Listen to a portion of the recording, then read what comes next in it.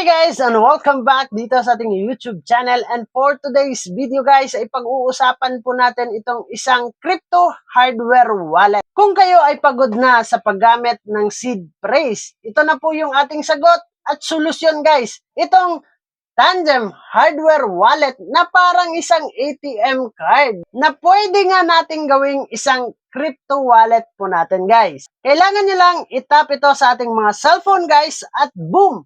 Meron na po tayong access sa ating crypto wallet at mga assets po natin inside to this crypto hardware wallet. Super easy nitong gamitin guys, beginner friendly at syempre secure po yung ating mga assets po dito sa Tandem kasi hardware wallet nga siya. Guys, kailangan din natin ingatan yung ating mga card, baka mawala na to lahat. Pero meron pa naman tayong extra, wag lang natin wawalain din. So mag-unboxing tayo ngayon dito sa Tandem Crypto Hardware Wallet guys. So guys, pagdating po ng ating crypto hardware wallet na Tandem ay nakabox po yan.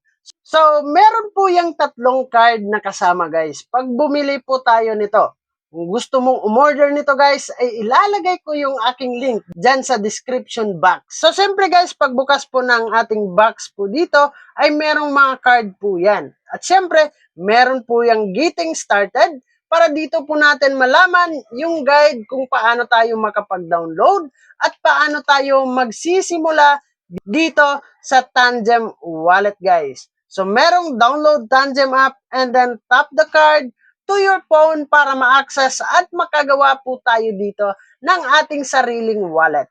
And then guys, basahin nyo lang lahat ng guide po nila dito para makagawa po kayo nitong ating wallet. Kailangan nyo lang dito is matap po yung card sa ating mga cellphone. So guys, itong brand po natin is Tandem.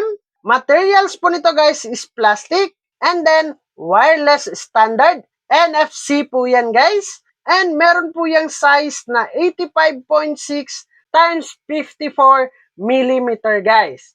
And yung kanyang service lifespan po nito is umaabot nga daw ito ng 25 years. So napakatagal po niyan guys.